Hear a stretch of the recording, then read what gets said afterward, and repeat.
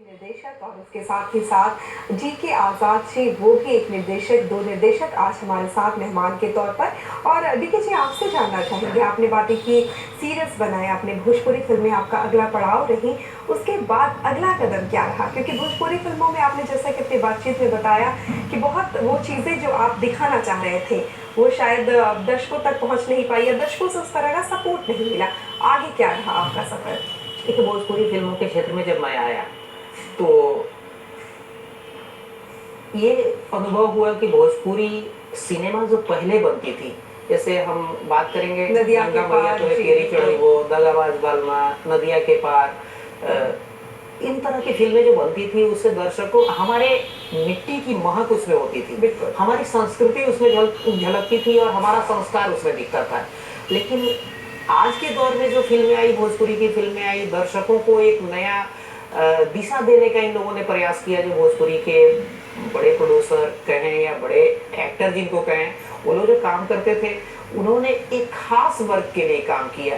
भोजपुरी को एक ऐसा कमर्शियल चीज दिया कि उससे सारे लोग जुड़ नहीं पाए, बल्कि बहुत ही चीप टाइप के दर्शकों के लिए फिल्में बनने लगी। और उसमें मैंने भोजपुरी को साफ करने के लिए, भोजपुरी भाषा से अश्लीलता को समाप्त करने के लिए, भोजपुरी फिल्मों में एक परिवर्तन लाने के लिए मैंने काम किया।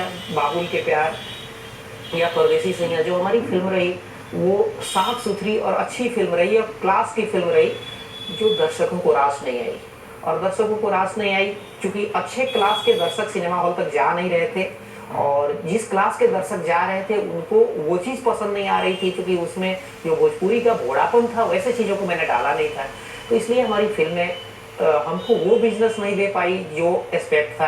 क्योंकि हम अपनी बात कहने के लिए, भोजपुरी हम सिनेमा के माध्यम से अपनी बात कहने के लिए तो हम जरूर आगे आए थे, लेकिन सवाल है, सिनेमा कमर्शियल चीज़ है, पैसे लगते हैं, लाखों करोड़ों के बजट लगते हैं इसमें, और वो बजट एक बार मुझे रिटर्न नहीं आता है तो फिर सिनेमा बनाने की हिम्मत नहीं होती है, या फाइनेंसर के पैसे लगे या हमारे पैसे लगे, पैसे तो रिटर्न चाहिए होते हैं मार्केट के। तो जब हमारी फिल्मों को घाटा गया, हम एक्सपेक्ट के अनुसार या लागत के अनुसार वो बिजनेस रिटर्न नहीं ले पाए, तो मैंने अपने ट्रेंड को चेंज किया कि हम उन दर्शकों के बीच जाएंगे जिन्हें सब्जेक्ट चाहिए, जो अच्छे सब्जेक्ट को देखना पसंद करते हैं, वो अच्छे सब्जेक्ट को जहां रखा जा सकता है। और मैं फिर हिंदी सिनेमा की तरफ रुख किया, और आज रीजनल हिंदी की फिल्में मैं कर रहा हूँ। अभी सप्त घूंघट मैंने ये शौचालय के समस्या पे, दहेज उन्मूलन और स्वच्छता अभियान पे मैंने ये फिल्म करी है, और वो फिल्म एक बड़ी अच्छी फिल्म है, और उसको मैं 2 अक्टूबर को रिलीज कर रहा हूँ। और मैं सभी वर्ग के दर्शकों को, सब लोगों को आमंत्रित करना चाहूँगा कि आप ऐसे फिल्मों को देखें। फिर हमारे जैसे बिहार के जो हम लोग प्रोड्यूसर डायरेक्टर हैं जो इसके काम कर रहे हैं, उनको सपोर्ट करिए।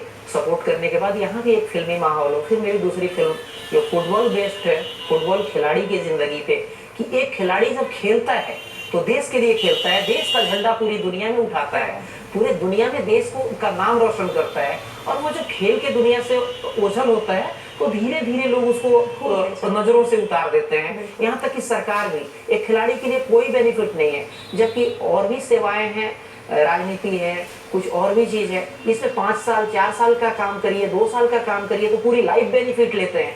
और एक आदमी पूरे देश के मान सम्मान को पूरी दुनिया के सामने रखता है, और उसके लिए कोई बेनिफिट सरकार नहीं दे रही है, कोई भी सुविधा नहीं दे रही है, उस मुद्दे को उठा के, यानी मुद्दे पर आधारित फिल्में मेरा करना कहीं ना कहीं जो सामाजिक मुद्दे से जुड़ी फिल्में होती हैं लोगों के दिल तक पहुंचती हैं, क्योंकि ये हमारे आसपास की चीजें होती हैं और ये चीजें लोगों को टच करती हैं। बिल्कुल सही कहा आपने। यहाँ एक चीज आपने बात की, आप दोनों बिहार से हैं और आज आप दोनों अपने अपनी फील्ड में बहुत अच्छा काम कर रहे हैं, लेकिन जब बिहार की हम बात करें तो यहाँ प्रतिभाओं की कमी नहीं है। ऐसे में जब आप आगे बढ़ चुके हैं तो बिहार के लोगों के लिए, वैसे बच्चों के लिए जो निर्देशक के तौर पर कुछ बेहतरीन करना चाहते हैं, उनके लिए आप क्या कुछ कहना चाहेंगे? आपकी तरफ से उन्हें क्या सपोर्ट रहेगा? सबसे पहले कि सब करो, आप सब कर सकते, अंदर नेगेटिविटी मतलब कोई इसका सिद्धांत नहीं है ऐसा कोई लिख करके चला गया किसी ग्रंथ में कि आप ऐसा ही करोगे तो ही आप इस चीज़ को पा पाओगे, एक तो दिमाग से निकाल दो। और ये जो जुगाड़ टेक्निक होता है ना, बटन टगने वाला, इससे दूर हो। अपने प्रति ईमानदार रहो, आपको खुद ब खुद मिल जाएगा, क्योंकि रास्ता आप खुद तय करोगे। क्या बात है, रास्ता खुद बनाना है और उस तक पहुंचने के लिए कड़ी मेहनत करनी है। लेकिन एक माहौल जैसा हम देखते हैं अमूमन, जो हम साउथ की फिल्मों में देखते हैं या फिर महाराष्ट्र की अगर हम बात करें, बंगाल की बात करें, तो वहाँ की जो लोकल फिल्में भी होती हैं, जो भाषा की जो फिल्में होती हैं, उनका भी स्तर काफ़ी ऊंचा होता है।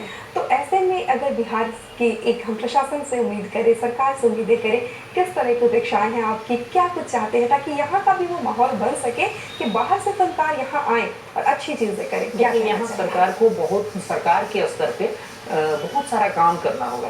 सबसे पहला चीज है कि अपनी भाषा के प्रति, अपने भाषा के अस्मिता के प्रति हमको जागरूक होना है। और वो पब्लिक लेवल पे तो लोग कहते हैं कि पब्लिक जो है जागरूक हो अश्लीलता को रोकने के लिए, लेकिन नहीं, सरकारी स्तर पे काम होना चाहिए। एक स्वायत्त सेंसर यहाँ भी होना चाहिए।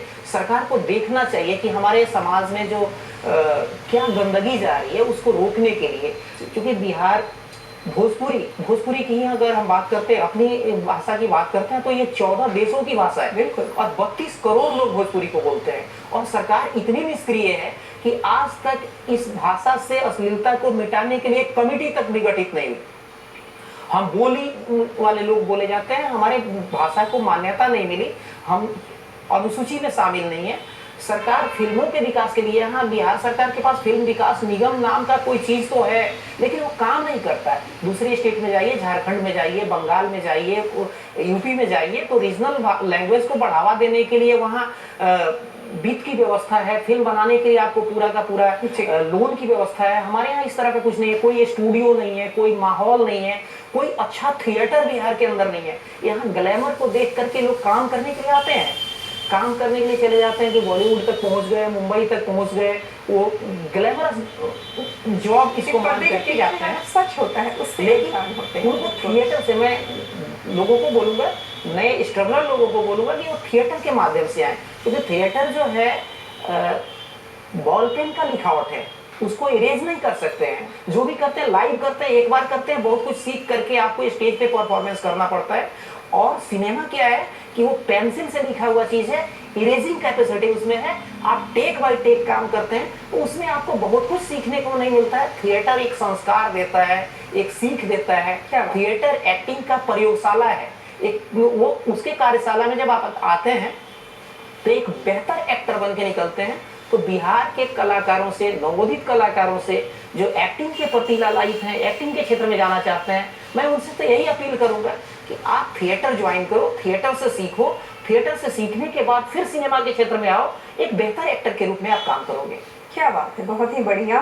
उन सभी लोगों के लिए इनकी बातें बेहद असरदार, जो इस फिल्म निर्माण के क्षेत्र में या फिर सीरियल या फिर निर्देशन के क्षेत्र में आना चाहते हैं, बहुत ही अच्छी बातें हमारे आज के दोनों मेहमानों ने बताई। आगामी आपके फ्यूचर की प्लानिंग की बातें करें, क्या कुछ चल रहा है, क्या